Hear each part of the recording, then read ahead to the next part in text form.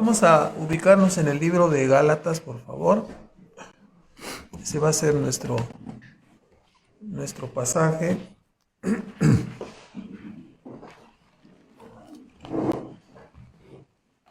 Y les pido que hagamos una oración, por favor. Nuestro Padre Celestial, agradecemos en esta mañana que nos permites estar aquí en esta reunión para exaltar tu nombre. Y rogamos tu ayuda y tu influencia para que tu palabra pueda cumplir el propósito para el cual has enviado, Señor, de salvar a los pecadores, de edificar a tu pueblo, y que a través de ello el nombre de tu Hijo Jesucristo sea exaltado. Señor, esas cosas te pedimos y te damos las gracias en el nombre de Cristo Jesús. Amén. Bueno, vamos a empezar en este día un estudio nuevo en el libro de la carta del apóstol Pablo, la epístola del apóstol Pablo a los Gálatas, y vamos a tener una introducción un poco larga y algunos comentarios breves en el capítulo 1. Entonces, Galacia era una región central de Asia Menor, lo que se conoce hoy como Turquía, la cual fue formada por grupos celtas que provenían de la región de Francia, que fueron y colonizaron esta parte de Asia Menor, en la parte central, alrededor del siglo III antes de Cristo. En el siglo II, esta zona fue conquistada por Roma, y aunque fueron dejados vivir en una forma más o menos independiente, fue hasta el año 25 antes de Cristo cuando Galacia se convirtió en una provincia romana. Entonces, ya estamos en el tiempo de Cristo, ubicando aquí la historia. La iglesia en Jerusalén había experimentado un crecimiento primeramente exponencial, ¿no? Para después entrar en un periodo de persecución, que recordamos la muerte de Esteban, el primer mártir, y aparece ahí Saulo de Tarso, delante de quien colocaron las ropas de este hombre, de este mártir. Y después de experimentar una excepcional salvación, Saulo de Tarso fue traído al ministerio apostólico directamente por nuestro Señor Jesucristo, y lo encontramos en la iglesia de Antioquía, ya prácticamente en el ministerio. Y ahí vemos, sin perder Gálatas, vean en Hechos capítulo 13, por favor, cómo nos informa que estaba ahí en esta iglesia. Recordamos que hay dos Antioquías, la Antioquía de Siria y Antioquía de Pisidia, ¿verdad? Que está prácticamente en la parte central de Turquía, y la otra está en la orillita donde da vuelta ahí arriba de Judea, da la vuelta después el mar Mediterráneo. Ahí en esa esquinita está Antioquía de Siria, ¿verdad? Entonces, bueno, encontramos aquí en la iglesia, en el capítulo 13 de Hechos, en la iglesia de Antioquía de Siria, que había profetas. Entre ellos estaba Bernabé, y también estaba Pablo, ¿no? Nos dice en el versículo 2, ministrando estos al Señor y ayunando, dijo el Espíritu Santo. Estamos hablando de que en aquel entonces, en la época apostólica, el ministerio del Espíritu Santo era diferente al tiempo nuestro, ¿no? Ellos podían y recibían visiones, escuchaban voces audibles, y el Señor les hablaba, ¿no? Ese es el tiempo apostólico. Solamente hay una era apostólica, ¿verdad? Con la muerte del apóstol Juan se acabó el último de los apóstoles. Entonces, para que las personas luego todavía a veces escuchamos personas que siguen diciendo, no, Dios me reveló. El tiempo de la revelación es el tiempo apostólico. No hay otro tiempo de revelación. Se reveló el Nuevo Testamento que ahora nosotros tenemos aquí. Entonces, bueno, encontramos que el Espíritu Santo les habló y les dijo: aparten a Bernabé y a Saulo para la obra para la cual los he llamado. Esto es la obra misionera. Ahí es como es enviado Pablo y Bernabé en el primer viaje misionero, donde el apóstol recorre la parte norte del mar Mediterráneo y se involucra ahí en la zona precisamente en la zona de Galacia, y establece las iglesias de Antioquía de Pisidia, de Iconio, de Listra y de Derbe. Esto lo encontramos narrado en el capítulo 13 y 14 del libro de los Hechos. Bueno, la carta a los Gálatas es dirigida precisamente a la zona de estas iglesias, que es la parte sur de Galacia, ¿no? Entonces, ahora, para una mejor comprensión de las enseñanzas de esta carta, quisiera mencionar 6 presuposiciones, 6 asuntos que rodean el entorno de esta carta. En primer lugar, después del primer viaje misionero, vemos en Hechos 14:26,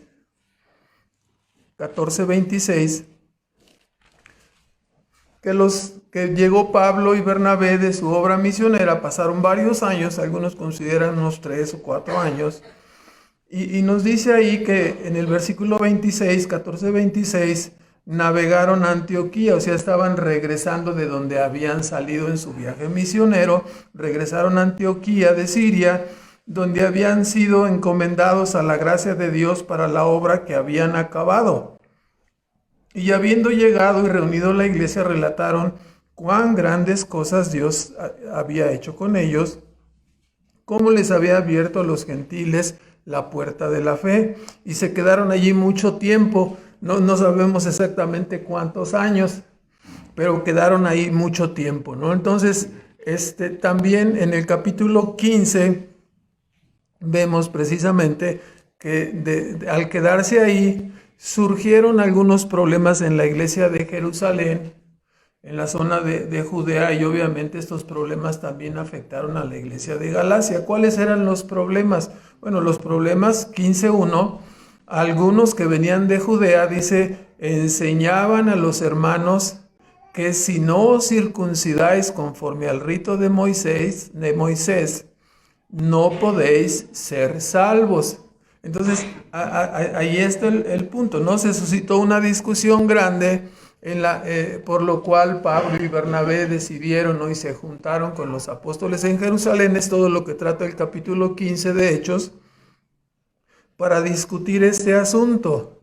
Lo que estaba sucediendo es que, vean también el versículo 24, ¿no? Después de que ya llegaron a un acuerdo, donde dice, por cuanto hemos oído que algunos, dijeron los apóstoles en Jerusalén, algunos que han salido de nosotros os han inquietado con palabras, trastornando vuestras almas, mandando circuncidaros y guardar la ley, a los cuales no mandamos. O sea, estas personas que salieron de Jerusalén fueron hacia la obra donde Pablo estaba trabajando y fueron a contaminar. La contaminación es que ellos se habían inventado una fórmula nueva de salvación. Ellos decían, la fe en Cristo más qué cosa, la circuncisión. Entonces, este es el asunto, ¿no? Se había empezado a pervertir el evangelio con una pequeña añadidura, ¿no?, que hicieron los judaizantes. Entonces, ellos decían que era necesaria la circuncisión y la obediencia de la ley para salvarse. Obviamente esta mala influencia alcanzó a las iglesias de Galacia, y es por ello que encontramos al apóstol Pablo como en una actitud de enardecimiento, en una actitud fuerte, ¿verdad? Hablando así como un papá enojado cuando regaña a sus hijos, ¿no? Porque están haciendo alguna cosa grave y les habla con autoridad. Así la carta. Pablo defiende fuertemente la doctrina de la justificación por la fe en esta carta de Gálatas, la cual, no sé si ya mencioné, que fue escrita alrededor de algunos, hay muchas variaciones, desde el año 50 al año 55, más o menos es, unos dicen que fue en el 50, otros que en el 55 y así más o menos, ¿no? Entonces, no podemos hacer un viaje en el túnel del tiempo, ¿no? Para regresarnos y no hay fechas exactas, pero es suficiente la información que tenemos. Entonces, el apóstol en esta carta defiende la doctrina de la justificación por la fe solamente, sin las obras de la ley. Y asimismo plantea en su argumentación que volverse a poner debajo de la ley, debajo de las normas de la ley, no solamente los mandamientos o cualquier otra ley que las iglesias en alguna época contemporánea acostumbran establecer, ¿no? Tocante a la vestimenta, tocante a los peinados, tocante a los horarios, tocante a cosas así que ellos consideran necesarias y se imponen leyes, ¿verdad? Entonces, ninguna ley, ni la circuncisión, ni ninguna otra ley debe ser puesta encima de la conciencia de los hermanos de las iglesias, ¿no? Ahora entonces, en segundo lugar, además de este asunto de la circuncisión, el apóstol había sido atacado igualmente en relación a su autoridad apostólica, como el apóstol Pablo fue una persona que fue llamada extemporáneamente al ministerio, ¿verdad? Extemporáneo en relación con que los primeros 12 estuvieron en el ministerio juntamente con Cristo. Entonces Pablo mismo se califica a él como un abortivo, ¿verdad? No, yo salí después de tiempo, ¿no? O sea, ya habían pasado los primeros 12 y después salió Pablo como diciendo, ¿qué pasó? ¿Dónde andan? ¿No? Ya se fueron estos cuates, ¿no? Y llegó tarde al asunto, ¿no? En el tiempo de Dios siempre. Entonces, algunas de las críticas en contra de Pablo y del evangelio que Pablo predicaba era que no era exactamente igual que el evangelio predicado por los apóstoles y que la autoridad de Pablo era cuestionable.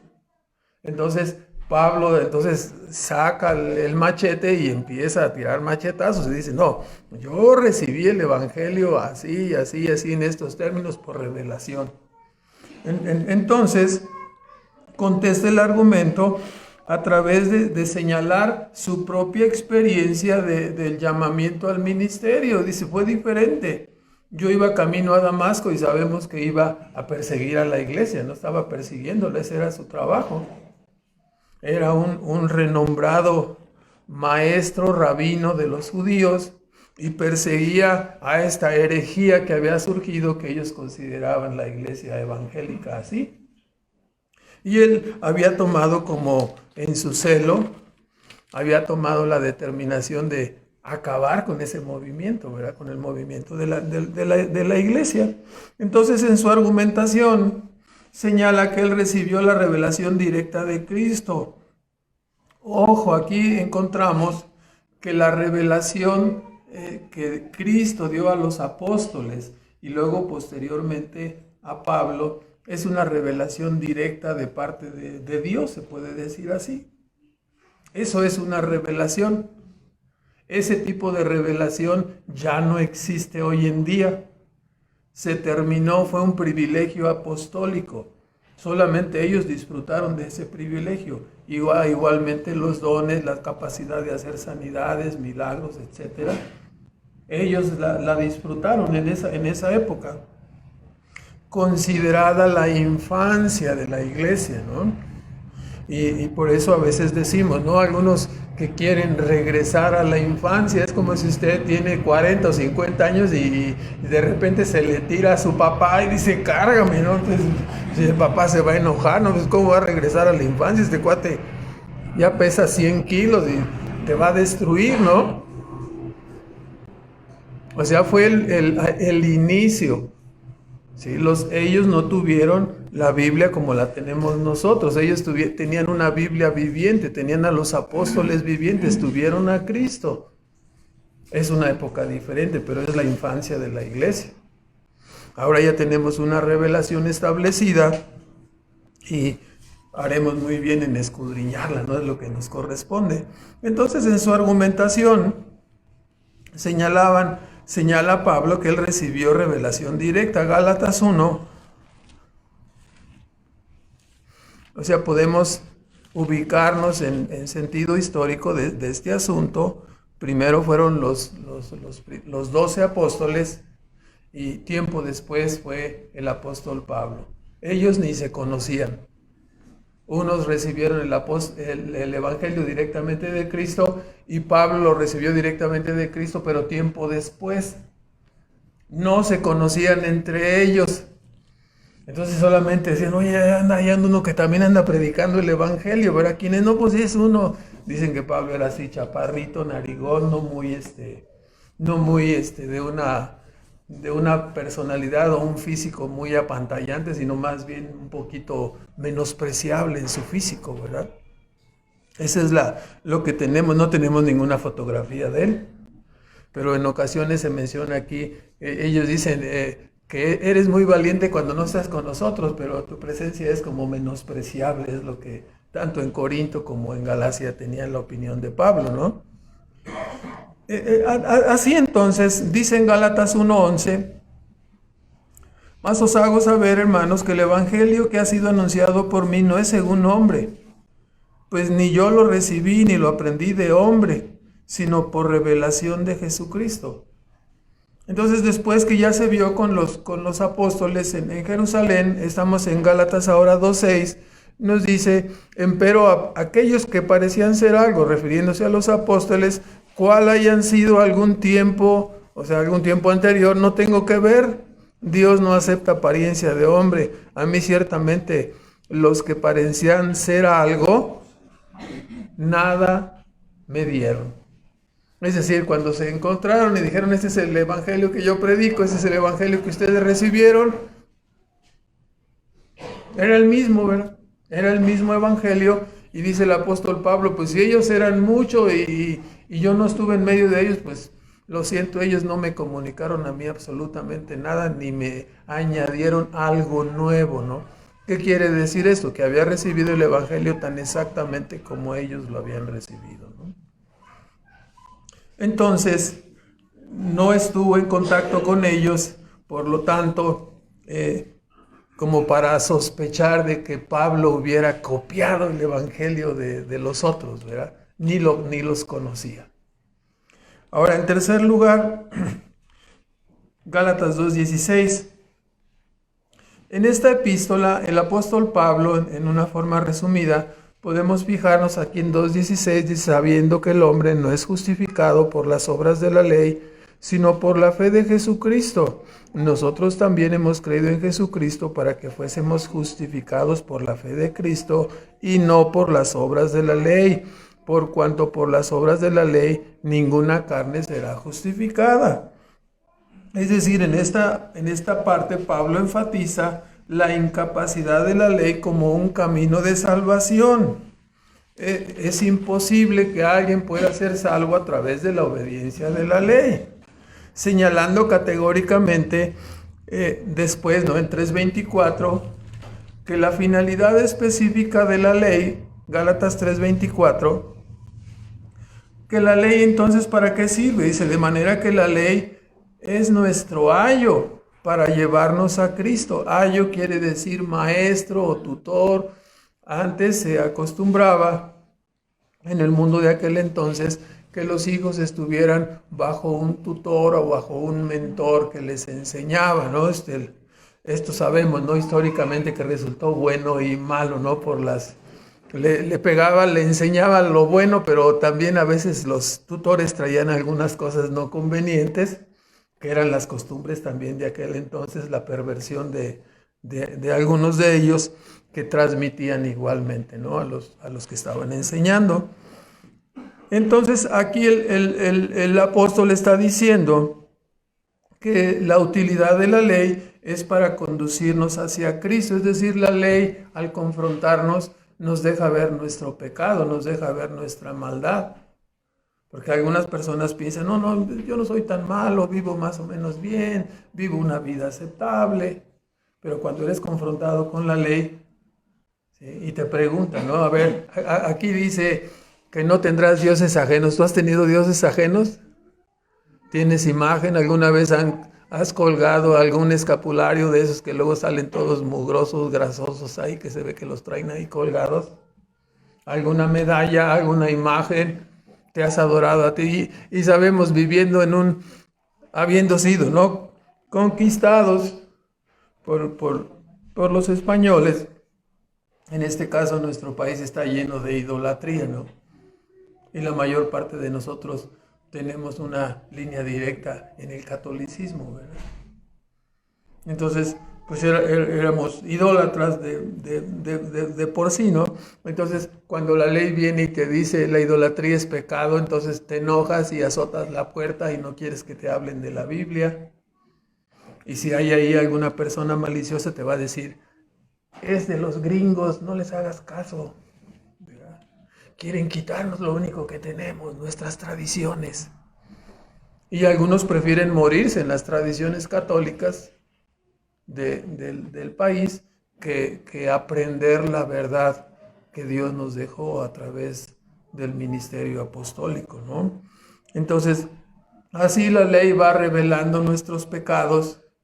¿Sí? Algunas personas acostumbrados a vivir quizás en el robo, en la codicia, en el adulterio, cualquier parte que violente los mandamientos. Entonces, de esta manera, la ley, al señalarnos nuestro pecado, se convierte en ese maestro que nos lleva de la mano. Dice, mira, tú eres pecador. Ahí están predicando a Cristo. Él es el salvador de los pecadores. Tú eres un pecador, ándale. Y después de confrontarte, te destruye, ¿no? Te trae una convicción profunda de pecado y te conduce hacia la salvación que es en Cristo. Es el método bíblico. Ahora, entonces, por eso dice aquí que es el propósito de la ley ese. No es inútil, es muy necesaria, y esto nos da un estándar específico para la definición del pecado.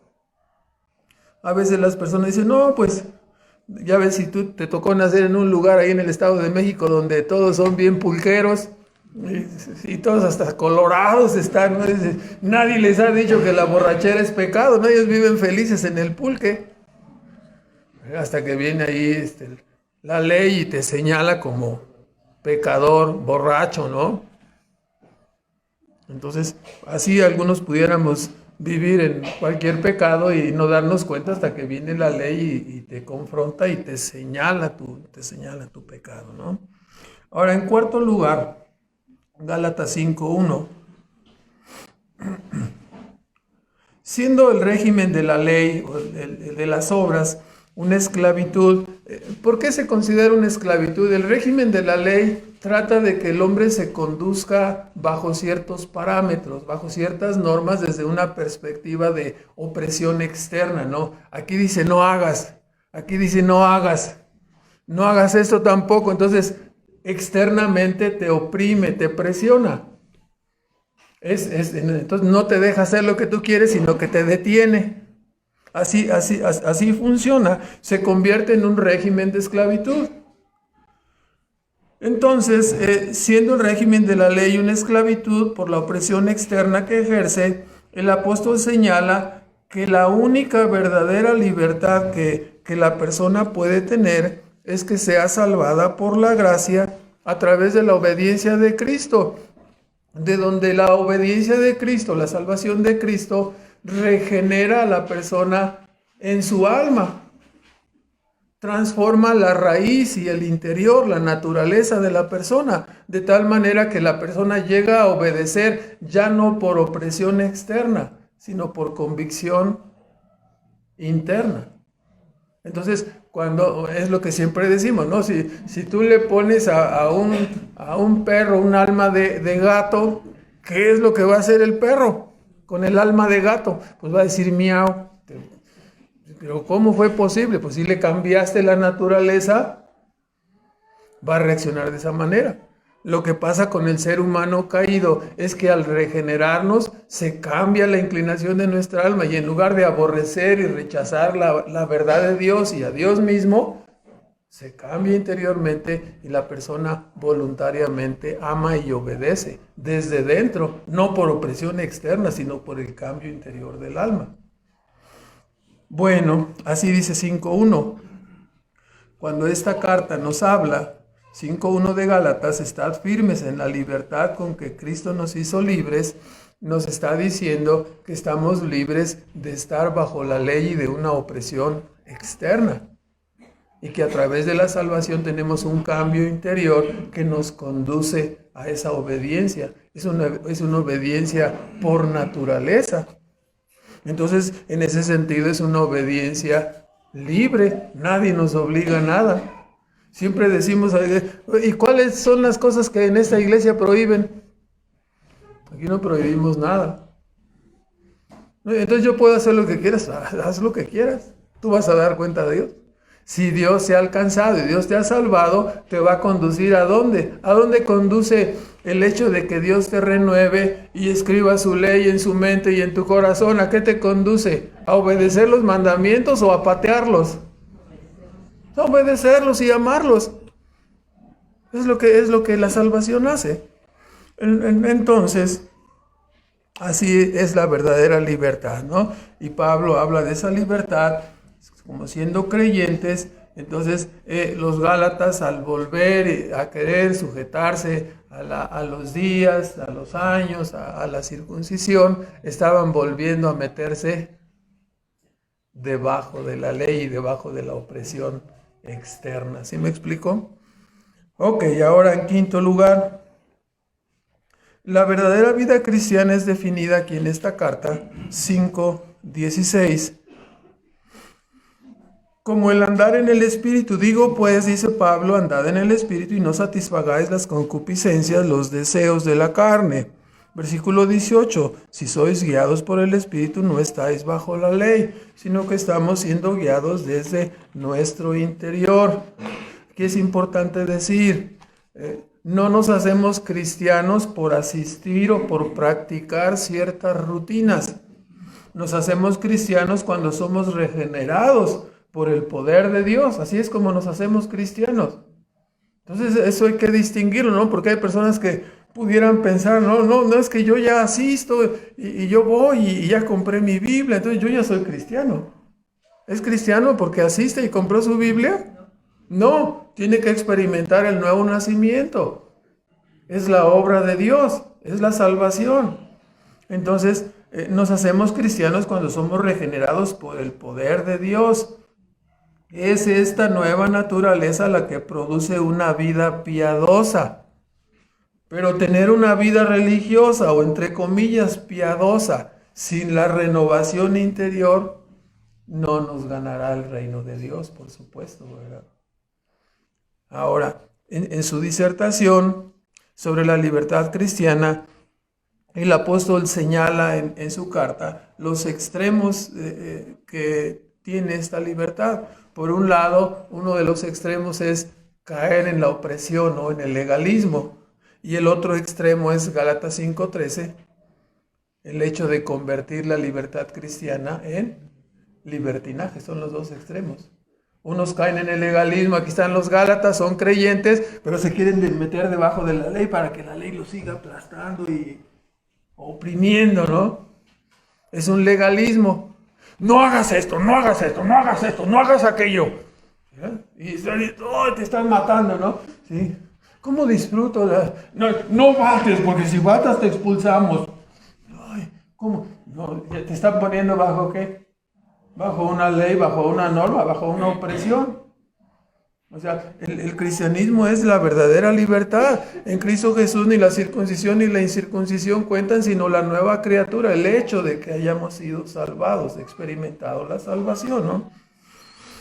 Entonces, el otro extremo es, como yo soy salvo por la gracia, entonces no me pongas a mí ninguna ley. Es que hay que asistir los domingos. No me estás poniendo bajo la ley. Es que mira, no debes robar. No, me quieres imponer la ley. Déjame libre, dicen algunos, ¿no? Entonces quieren libertad, quieren libertinaje, ¿no?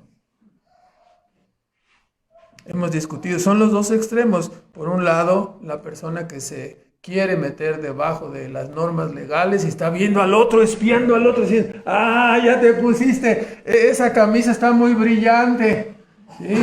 Es escandalosa, pecador, ¿no? ¿Sí me explico? Entonces están espiando al otro, ¿no? Se puso unos zapatos verdes, así, horribles, no vaya alguien a traer zapatos verdes. Y así a alguien le pudiera parecer que es escandaloso y pecaminoso ponerse esos zapatos verdes, ¿no? Cuando sabemos que eso no indica más que tiene un gusto verdoso y nada más, ¿verdad? No indica ninguna otra cosa. Entonces, así, y hay personas que se ponen bajo de normas, o hay personas que no quieren estar bajo ninguna instrucción, bajo ninguna responsabilidad, y quieren que les dejen vivir libres, ¿no? Libres en el sentido de hacer lo que se les antoje, ¿no? Entonces, bueno, ¿quién quiere trabajar? ¿Quién quiere tener una empresa y tener trabajadores así? Libres, ¿no? Que trabajen cuando quieran, que trabajen cuando tengan ganas, que vayan el día que quieran y el día que no quieran que no vayan. ¿Es correcto? No, hermano, somos personas responsables. ¿Sí? Nunca el cristianismo tiende al libertinaje. Entonces, no, tiende más bien por naturaleza a ceñirse por amor en la línea de los mandamientos, ¿no? Los mandamientos son la manifestación práctica de lo que es el amor cristiano, ¿no? Me amas, no me robes. Me amas, no codicies lo que yo tengo, ¿no? Me amas, no adulteres contra mí, ¿sí? Me amas, no me mates, no me odies. Entonces, la manifestación práctica del amor es la obediencia de los mandamientos, ¿no? No como camino de salvación, sino por el hecho de que naturalmente caminamos en esa obediencia, ¿no? Ahora, entonces, en sexto lugar, en estas presuposiciones vemos que el autor especialmente utiliza dos ejemplos, ¿no? Es la costumbre de Pablo tratar de apoyar sus conceptos en las instrucciones y las enseñanzas del Antiguo Testamento, ¿no? En este caso utiliza solamente dos ilustraciones. El ejemplo de Abraham para ilustrar el camino de la salvación por medio de la fe, y el ejemplo de Sara y Agar para ilustrar el camino de la libertad cristiana, ¿no? Y de estar bajo la ley. Uno es el hijo de la libre, el otro el hijo de la esclava, ¿no? Entonces lo veremos así, pero bueno, estos son los puntos aquí, las presuposiciones. Basados en esta introducción que hemos tenido en las presuposiciones, podemos decir que el propósito del apóstol en su carta a los Gálatas es primero defender y establecer su ministerio apostólico. En segundo lugar, corregir los errores doctrinales respecto a la ley y respecto a la influencia de los judaizantes. Entonces, primero, defender y establecer su ministerio apostólico. Segundo, corregir los errores doctrinales respecto a la ley y la influencia judaizante. Y tercero, impulsar el crecimiento y el desarrollo de estas iglesias recién formadas de la parte sur de Galacia, ¿verdad? Listra, Derbe, Iconio y Siria, ¿no? Ahora entonces, iglesias que habían sido establecidas por él y Bernabé en su primer viaje misionero. Ahora vamos a comentar brevemente en el primer capítulo de Gálatas, que lo podemos dividir en una forma sencilla en tres partes. Del 1 al 5 es la introducción, el saludo y la introducción. Y desde el principio, aquí en esta introducción del versículo 1 al 5, el apóstol utiliza un estilo que se conoce como apologético. Hacer una apología es defender una posición o atacar otra posición desde una postura. En este caso, su apostolado y el evangelio que él recibió de parte de Cristo es el asunto sobre el cual él hace esa defensa y ese ataque en contra de los que se oponen a ese evangelio y al ministerio que Cristo mismo le dio a este apóstol. Entonces empieza atacando a los maestros judaizantes que habían trastornado la fe de los Gálatas. Entonces, y él dice, yo no debo mi nombramiento llamado al ministerio, no se lo debo a ningún hombre, ¿no? Yo no fui llamado por hombres y el evangelio que yo recibí no es de hombres, yo lo recibí directamente de Jesucristo. Fue llamado directamente por Jesucristo resucitado.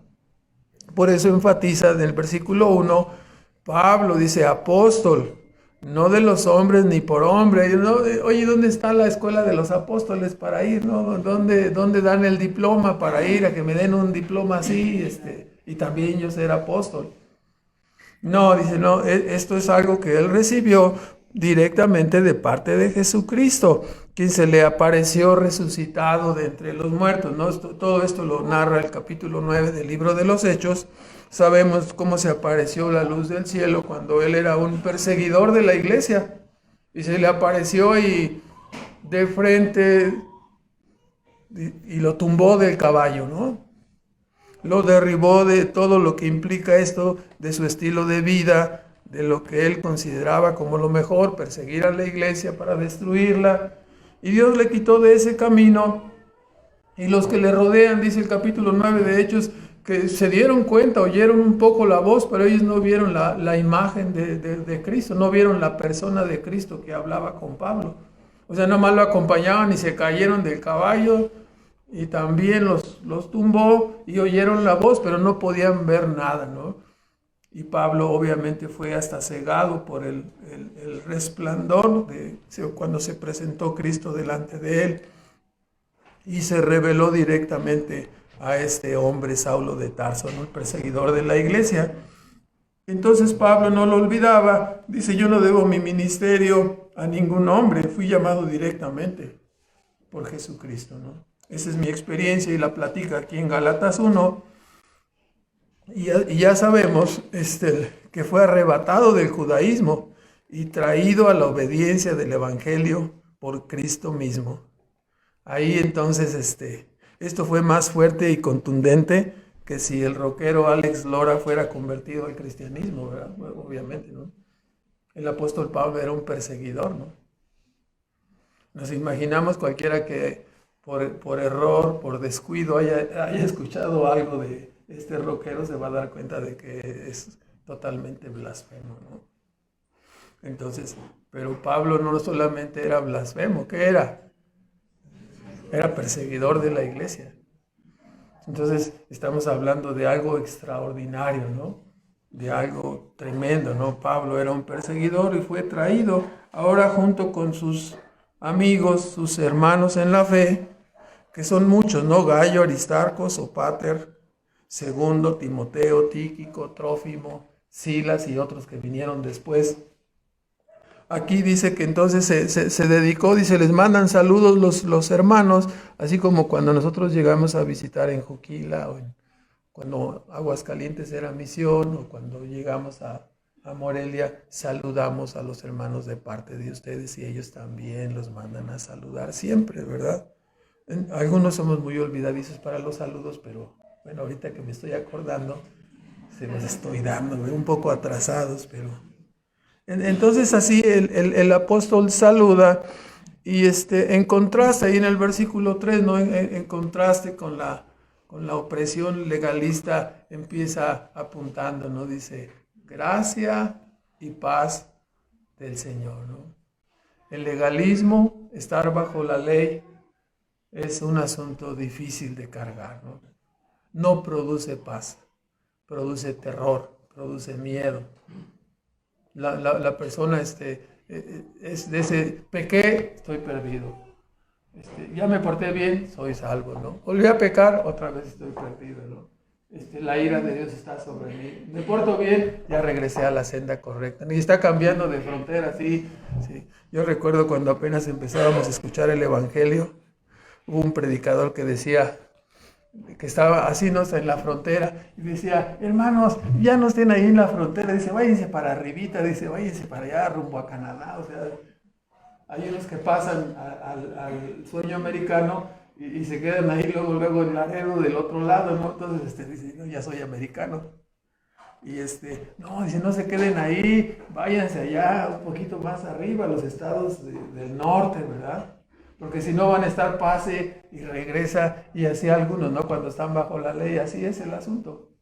Es horrible, nunca tienen una certeza de salvación, siempre pecan y siempre vuelven a perder la salvación y a ganarla y a estar bien, y obedecen y están bien, y pecan y están mal, y nunca tienen una certeza.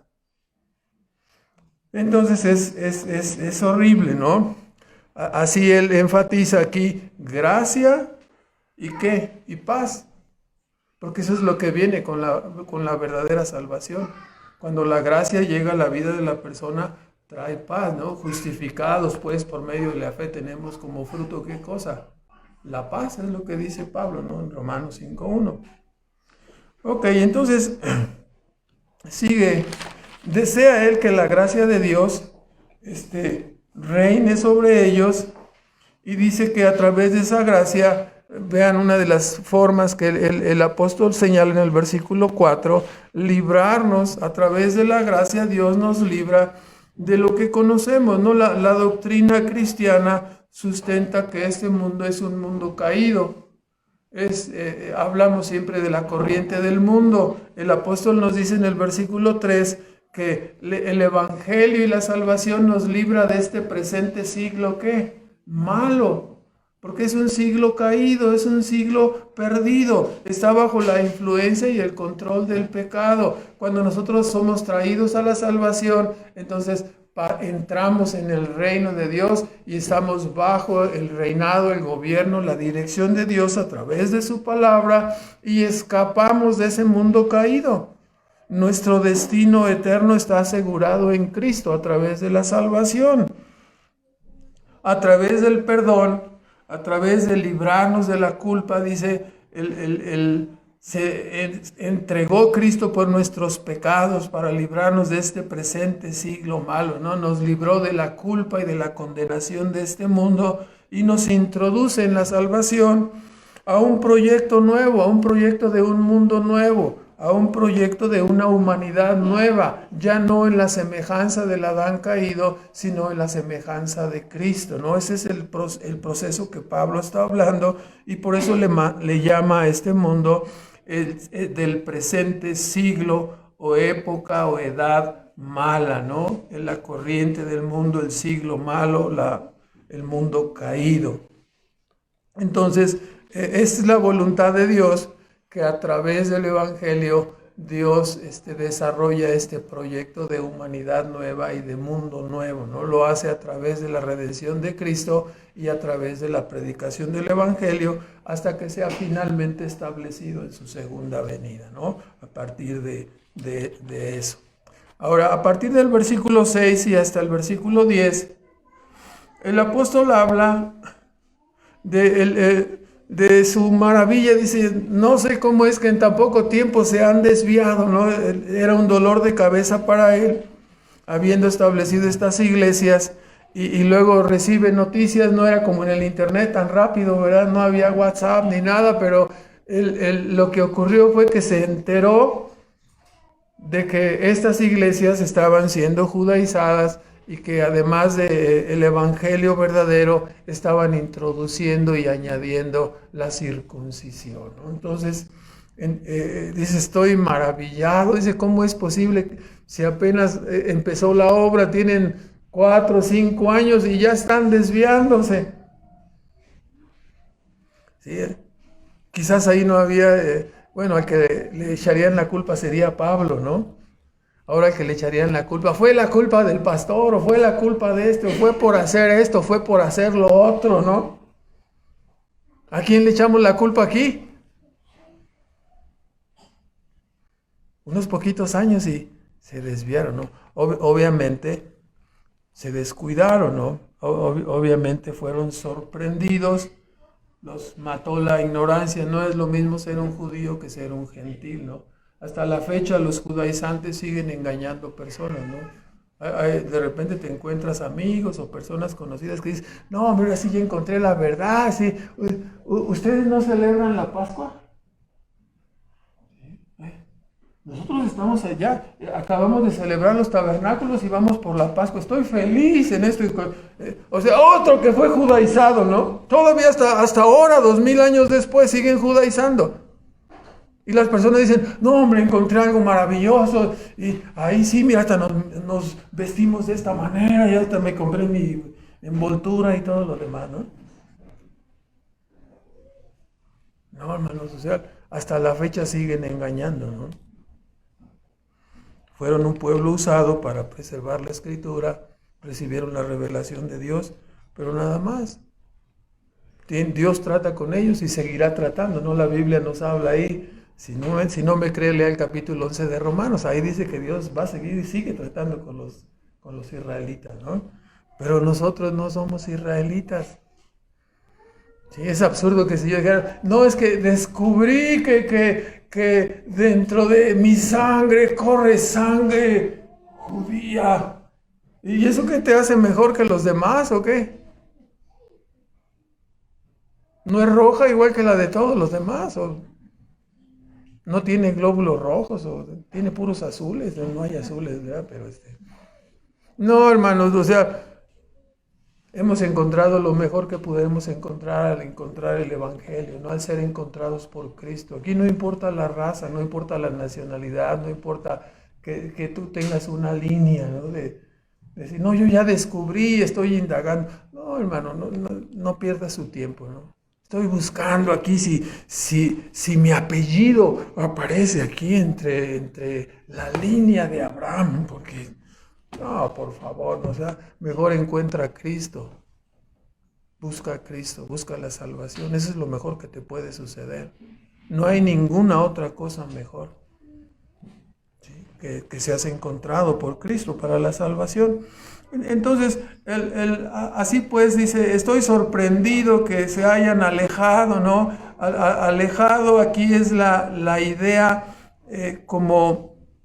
La versión antigua dice traspasado, alejado. La idea en el griego es que hayas desertado. Estoy tan sorprendido de que hayan desertado tan rápido del Evangelio, ¿no?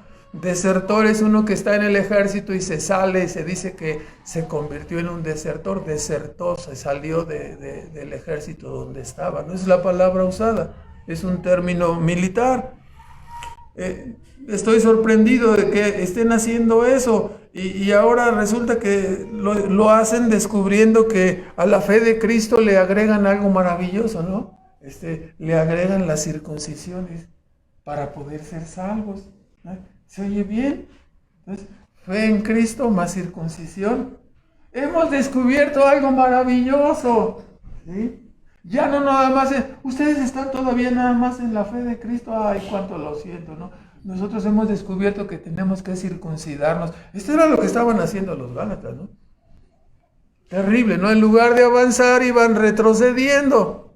Iban manejando con el retrovisor. O sea, estaban regresando, ¿no? Era terrible. Y es obvio que el apóstol, al hablar de otro evangelio, nos está diciendo, ¿no? Que verdaderamente hay un modelo, ¿no? Lo que estamos predicando en 2 de Timoteo 1:13, ¿no? Acerca de guardar el modelo, guardar el patrón de las sanas palabras. Hay un modelo, el Evangelio tiene un modelo, ¿sí? Es un patrón, un modelo, un ejemplo definido. Las personas hoy en día, se volvería loco el apóstol Pablo, ¿no? Lamentablemente en el mundo de habla hispana se ha introducido el pensamiento ecuménico, pensando que la doctrina divide y que el amor, dicen ellos, unifica. Y en el falso nombre de la unidad cristiana, ¿no? Por amor, dicen. Entonces hay que recibir a todos los hermanos. Y unos dicen que la revelación y los dones siguen vigentes, ¿verdad? Otros dicen que debemos bautizar a los infantes. Otros evangélicos dicen que debemos guardar el sábado. Otros evangélicos que el hombre no está totalmente caído, que todavía conserva su libre albedrío espiritual para salvarse a la hora que le plazca. Otros dicen que el bautismo regenera. Y todas estas cosas son falsedades, ¿no? Se molestan cuando les decimos que están predicando otro evangelio, ¿sí? La pregunta aquí es, ¿qué les diría Pablo a estas personas? Si por el asunto de la circuncisión se airó totalmente y por estas otras cosas, no, eso lo tenemos que, no lo tenemos que aceptar, está fuera del modelo, está fuera de las sanas palabras. Hay un modelo, hay un evangelio genuino y otros evangelios que han sido añadidos o cortados en alguna parte, ¿no? Y somos llamados a guardar el modelo de las sanas palabras, ¿no? De la sana doctrina. O sea, no le tenemos, no es que este está re mal porque cree que Dios le va a hablar. ¿Qué creen, hermanos? Algo maravilloso pasó. En la noche soñé y Dios me habló y se reveló a mí. No me digas. ¿De cuál cenaste 4 kilos de enchiladas o alguna cosa así, no? Te trastornaste. Por eso soñaste pesadillas, ¿no? No, hermanos, ya no hay revelación. El modelo es fijo, el evangelio es fijo. Las doctrinas son fijas, están establecidas, ¿no? Entonces, para el apóstol Pablo el evangelio no era un asunto negociable. En cuanto los judaizantes quisieron añadir algo, la circuncisión a la fórmula del evangelio, dijo, están pervirtiendo. La palabra pervertir aquí es cambiar, así como darle la vuelta, así como la conversión, ¿no? Están convirtiendo, nada más que la traducción, bueno, fue correcta aquí, porque si hubieran puesto convirtiendo no hubiera dado el sentido, ¿no? Están pervirtiendo, cambiando el verdadero mensaje en otro evangelio, al añadir la circuncisión. Hoy en día algunos dirían, bueno, déjalo, total, es el mismo evangelio, creen en Cristo, pero también con la circuncisión. No, hermanos, no debemos entrar en ese juego. Y inmediatamente consideró el asunto tan grave al introducir un cambio en el evangelio verdadero.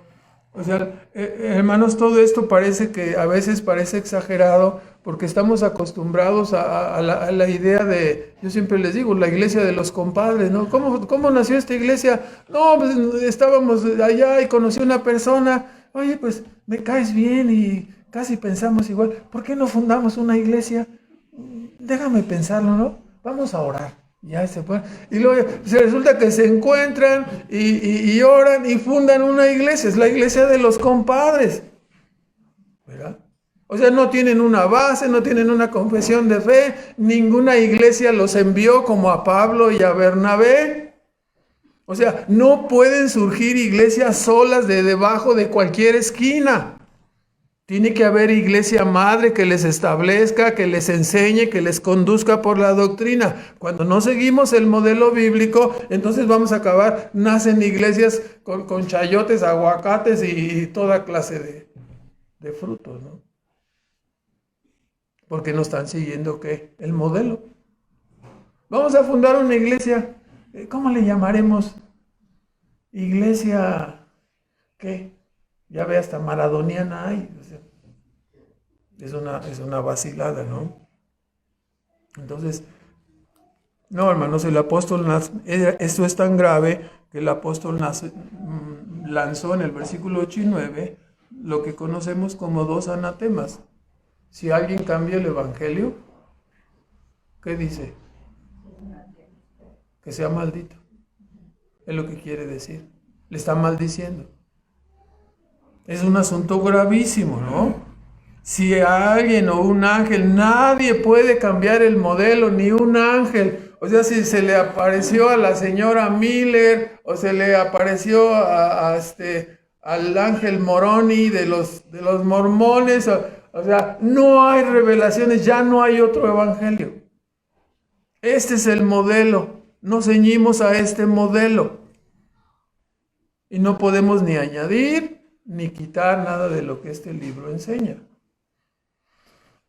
Entonces, no, ustedes son muy cerrados, tienen un criterio muy cerrado, así nos dicen, ¿verdad?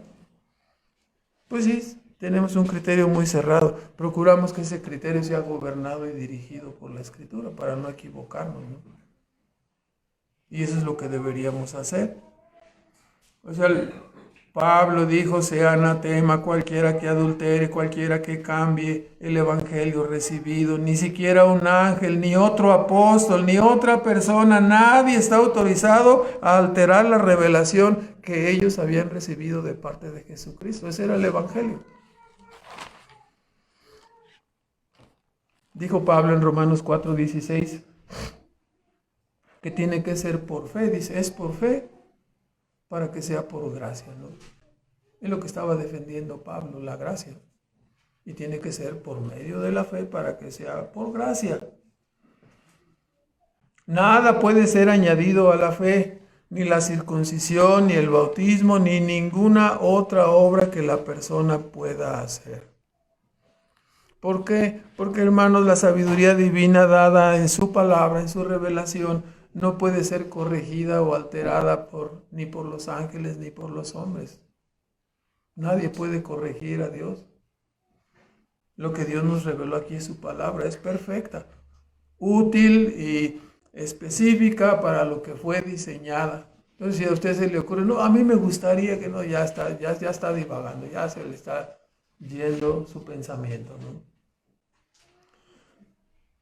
El apóstol deja ver en el versículo 10 que quizás antes, ¿no? Como maestro de los judaizantes, como perseguidor de los cristianos, su motivación era, dice, yo aventajaba a todos mis semejantes, ¿no? A todos mis hermanos también de los judíos, o sea, se quedaron cortos comparados con Pablo, ¿no? Yo soy así, circuncidado al 8º día de la tribu de Benjamín. Yo no tengo sangre mezclada. O sea, defendía a Pablo todas sus credenciales como un tremendo, ¿no?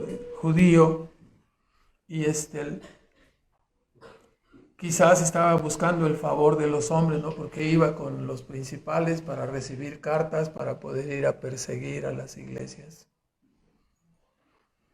Sin embargo, ahora dice, vean en Filipenses 3, versículo 4, a veces se presenta aquí a Pablo así como medio presumido, ¿no? Dice en el 4, aunque yo tengo de qué confiar en la carne, ¿de ustedes? ¿Son el pueblo de Dios? ¿Son israelitas? No, yo soy de aquí nomás, de ahí, de Traslomita, ¿no? Yo soy verdaderamente, dice 3, versículo 4 de Filipenses, yo tengo de qué confiar en la carne, dice, si alguno parece que tiene de qué confiar en la carne, yo más que ustedes. Soy circuncidado humildemente ahí al 8º día, soy del linaje de Israel, de la tribu de Benjamín, hebreo de hebreos, su papá y su mamá eran hebreos, no era una mezcla de hebreos y griegos. En cuanto a la ley, soy un fariseo, no un fariseo recalcitrante. En cuanto al celo, o sea, perseguidor de la iglesia. O sea, no soy cualquier hebreo, no cualquier fariseo. Soy uno que fue hasta las últimas consecuencias, ¿no? Persiguiendo a la iglesia.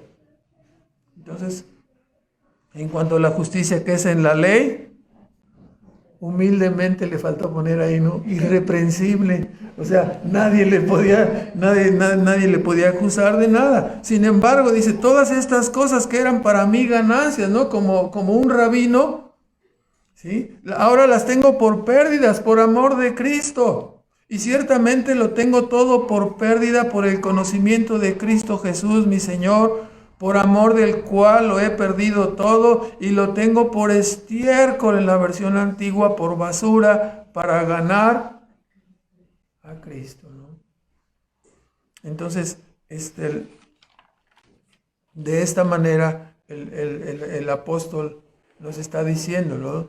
Yo era un judío sobresaliente, pero todas esas cosas entendí que eran pérdida, ¿no? El llamamiento que Jesucristo me hizo para ponerme por apóstol no pudo ser rechazado, ¿no?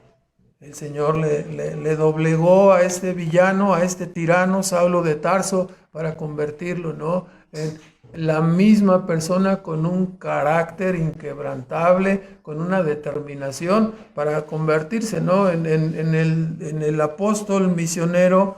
Pues Dios es el que los califica, ¿no? Pero nosotros podemos observar, ¿no?, que en la propia Escritura en momentos Pablo dice, porque he trabajado más que todos.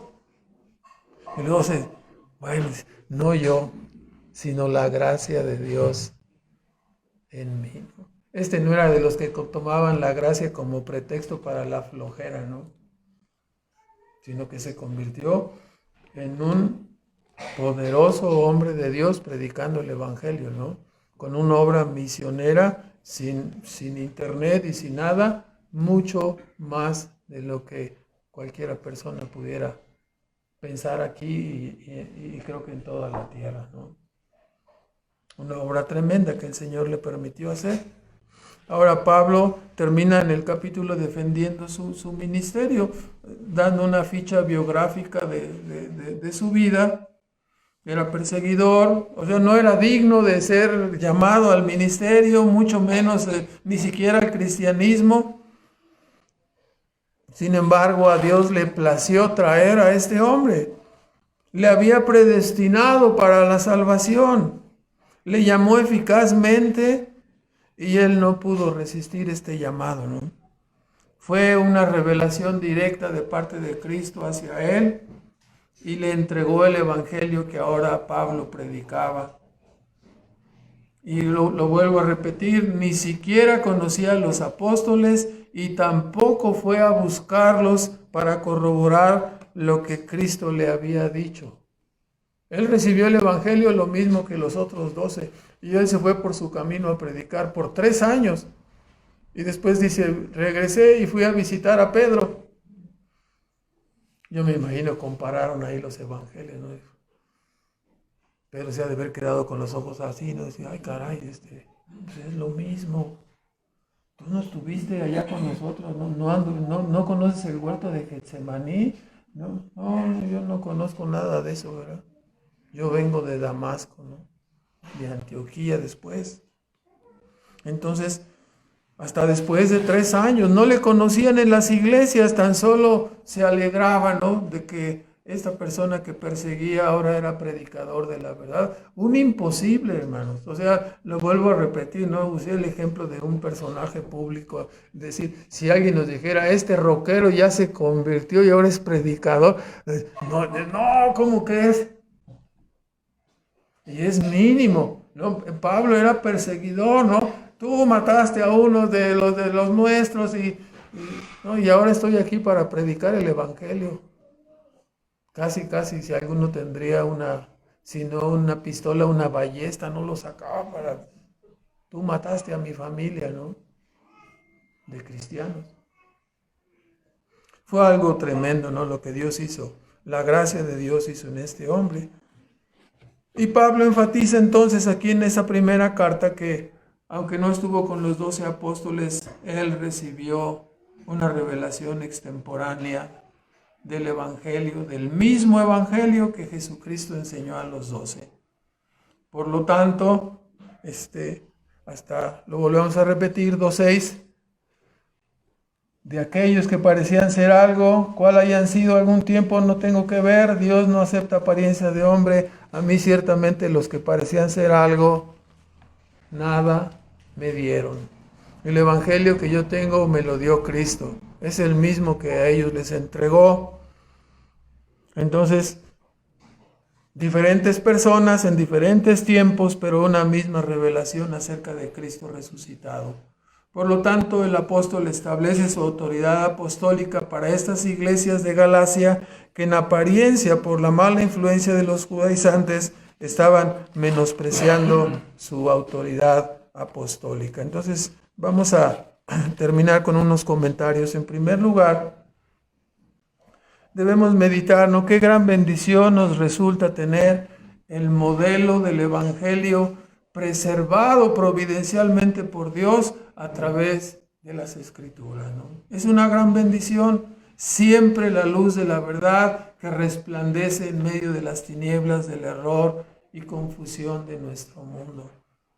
¿Qué has encontrado? Me llegaron a preguntar o me han llegado a preguntar al principio mis excompañeros y amigos, ¿no? ¿Qué encontraste? Encontré la verdad, encontré el Evangelio. Eso es lo que hemos encontrado, la verdad. Pero ¿cómo? O sea, todo el mundo está buscando, y los científicos, y tú, un pobre venadito que habita en la serranía, pues un pobre venadito que habita en la serranía le llegó la verdad, sí, a cualquiera de nosotros aquí, a través de las Escrituras, ¿no? En segundo lugar, cuán poderoso y extraordinario es el poder de la gracia que trajo a un perseguidor de la iglesia y lo transformó en un apóstol de la verdad. Sin ir a los extremos, pero esto es algo que también ha de suceder en cada una de las personas que son llamadas al camino de la verdad, que somos llamados al reino de los cielos. No digo que tengamos que tener una experiencia específica igual a la de Pablo, pero algo así de contundente debió de suceder en nuestras vidas, cuando fuimos pasados de muerte a vida, cuando fuimos traídos de la mentira a la verdad, del error al camino correcto, ¿no? Quizás no éramos el loco gadareno, pero casi, ¿sí? Porque Dios cambió nuestra vida, nuestra agenda de tinieblas en un camino de luz, ¿no? O sea, ¿qué quiero decir? Hermanos, que nadie nace creyente naturalmente. No, yo sí, siempre he estado en el Evangelio.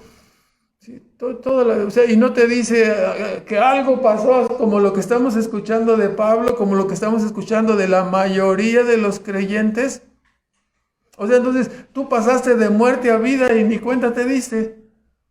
O sea, saliste de las tinieblas a la luz y para ti fue lo mismo. No, hermanos, no.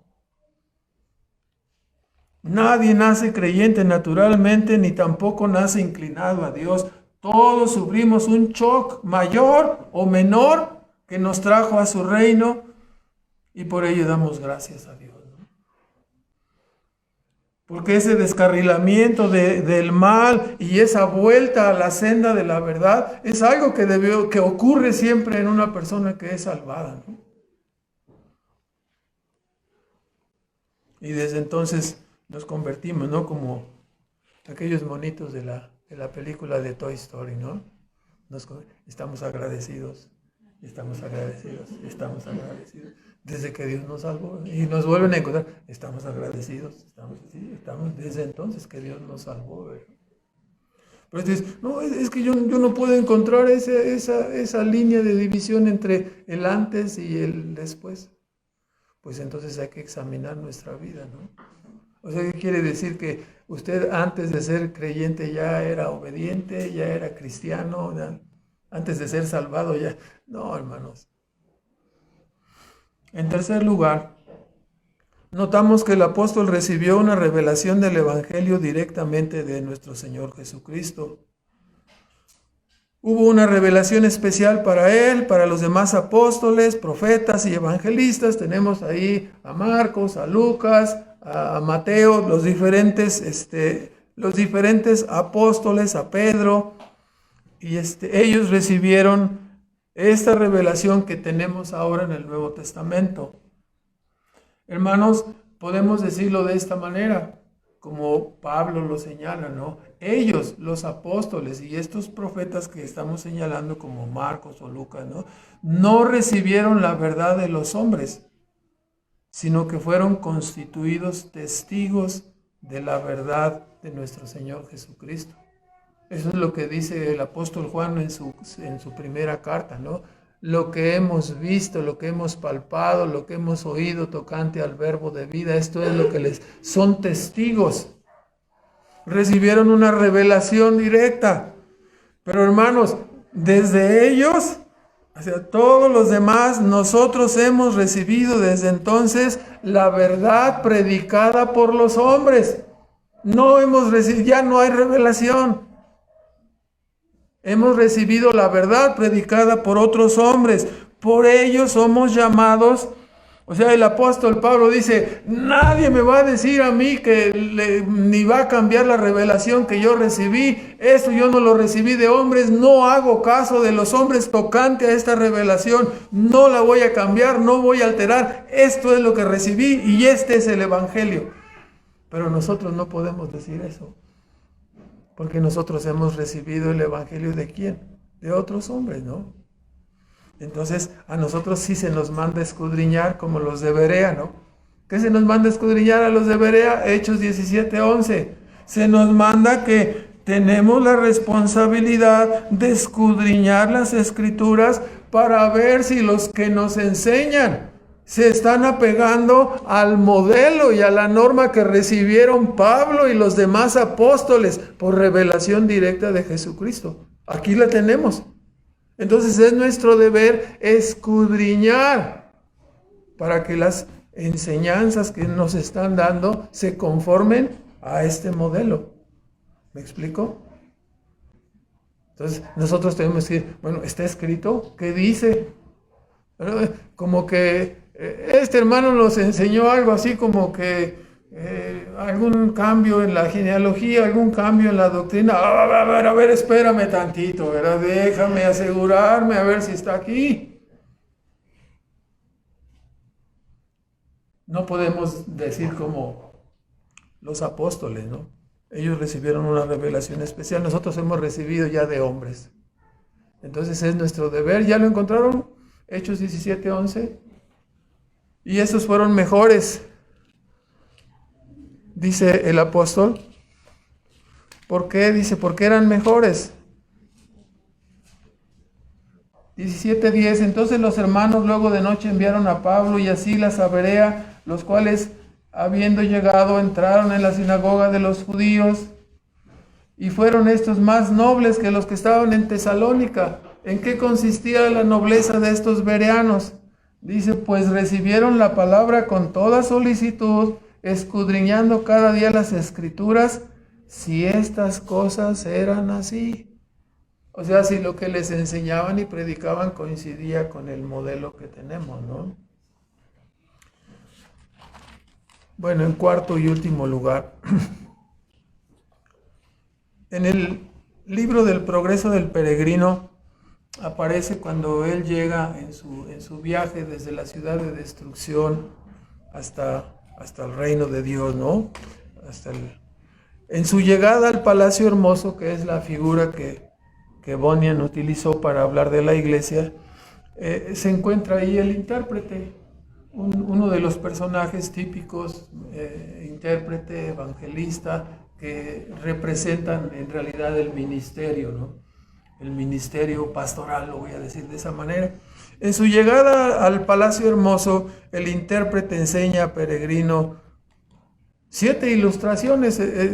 ¿Se acuerdan ustedes que le enseñó la pared, que había un fuego y no se apagaba, aunque el diablo le echaba agua y no se apagaba? Les enseñó de pasión y paciencia, el hombre enjaulado, varias cosas, ¿no? 7 cosas. Pero la primera de ellas que le enseñó, dice que le mostró a un hombre parado, mirando hacia el cielo, en actitud de oración, con el mejor de los libros en su mano, y en ademán de exhortar a los hombres, ¿no? Esa es la figura de un ministro. Y le dice el intérprete a Peregrino que esa era la única voz autorizada que debía escuchar, refiriéndose al ministerio, ¿no? Y esto es específico, ¿no? Para cada iglesia con su ministro. Siempre recomendamos tener mucho cuidado de no estar escuchando voces y luego menospreciar el ministerio que Dios nos ha dado y meternos en problemas, ¿no? Hay personas que les gusta estar, ya ve, con eso del internet. Hay personas que dicen que escuchan como 5 o 6 sermones al día, ¿no? Y sí, fulano de tal, sí, es uno que habla lengua, no, es otro que sí, uno que se tiene un peluquín y ya muchos, ¿no? Uno que dijo que se iba a acabar el mundo en 2027 y siempre ya dijo que siempre no. Bueno, entonces el asunto, hermanos, la responsabilidad de un ministro y la responsabilidad de una iglesia van juntos, ¿no? Es menester que cada iglesia ore y sea atendida por parte del ministerio de la iglesia, ¿no? Por el pastor de la iglesia.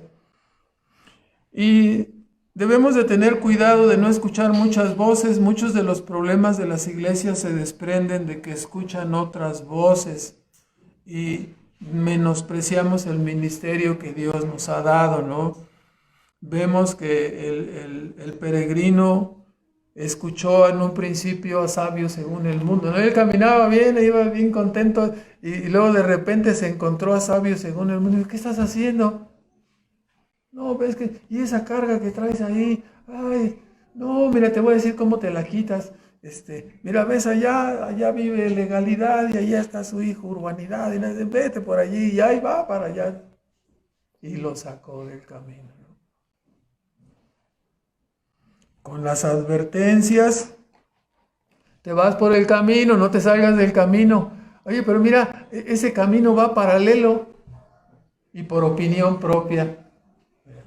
Por opinión propia, tanto fiel como peregrino se salieron y dijeron, nos vamos a ir por este lado. Al cabo es el mismo, mira, va paralelo. Y acabaron desviándose del camino, ¿no? Uno piensa que al final de la vida de un peregrino ya entendió, pero nos encontramos con que al final de la historia se encuentran con un hombre que se llamaba, tengan cuidado, se llama adulador. ¿Sí? Cuidado, porque no le vayan a hacer caso, no, ya iban bien acomodados, ¿no? Después de haber caído en el castillo de la desesperación, el castillo de las dudas, con el gigante desesperación, ¿verdad? Entonces, ya experimentaron, ¿no? Entonces, pero llega la parte final de sus vidas y se presenta adulador, ¿y qué cree que pasó? Adulador les dijo, váyanse por allá, y ahí van. Otra vez. Es necesario escuchar la voz del ministerio establecido en tu iglesia, ¿no? Ese es el punto. El peregrino escuchó a sabios según el mundo, después se desvió y acabó solito, se desvió por decisiones personales propias. Ya ve que hay personas que dicen, no, a mí no me traigan libros, yo solamente me guío, yo solo así, sin ver ninguna, como si fuera maligno leer otros libros o estudiar otros libros, ¿no? Hay que leer en la escritura, ¿no? Pablo mandó por los libros y los pergaminos. Ah, ¿sí que Pablo leyó otros libros? Pues sí leyó otros libros, ¿no? No es pecaminoso estudiar y leer otros libros. A veces nos cerramos a nuestra propia opinión y decimos, yo no leo ninguna otra cosa más que la Biblia. Te vas a tardar 40 años y no vas a aprender lo que aprenderías si estudiaras los libros adecuados. Hay que tener cuidado. Los libros adecuados me refiero a comentarios que sean reconocidos, recomendados de la doctrina sana, ¿no? Entonces, debemos de tener cuidado, ¿no? No siguiendo nuestra propia opinión, no siguiendo, ¿sí?, las opiniones de otros, sino estando atentos, ¿no?, a la persona que Dios ha puesto en su iglesia, en el ministerio, ¿no? A veces pensamos que molestamos y preguntamos, no nos atrevemos a decir, hermano esto o hermano aquello, ¿no? Y le andamos preguntando a la vecina en lugar de preguntarle al ministro, ¿no? Le andamos preguntando al internet en lugar de preguntarle al ministro. Entonces, pues es importante también en este punto. Vamos a orar, hermanos. Nuestro Padre Celestial, agradecemos que nos permites iniciar este estudio en el libro de Gálatas. Te pedimos que bendigas tu palabra, Señor, que nos ayudes a entender las verdades que son aquí dadas para nuestra edificación, para nuestro crecimiento, para nuestra exhortación. Y rogamos, Padre, que seamos conducidos por tu Espíritu Santo para seguir caminando en este trayecto hasta nuestra llegada delante de tu presencia, Señor. Pedimos tu bendición sobre tu palabra. Pedimos que aquellos que hemos escuchado seamos corroborados en la verdad, afirmados en ella. Que tengas a bien mostrar tu gracia salvadora en medio de nosotros. Que tengas misericordia de nuestros niños, de nuestros jóvenes, de todos los que acuden y todos los que están escuchando para salvación de sus almas. Pedimos por ellos, Padre. Tengas misericordia, Señor. Nos alegramos y nos gozamos al ver, Señor, tu gracia atrayendo y salvando a todos aquellos que tú escogiste, todos aquellos que te fueron dados por el Padre. Así rogamos, Padre, que tú sigas reinando en medio de nosotros a través de tu palabra. Y Padre Celestial, te queremos agradecer por el inicio de este estudio y rogarte tu ayuda y tu bendición para ello. En el nombre de Cristo Jesús te bendecimos. Amén.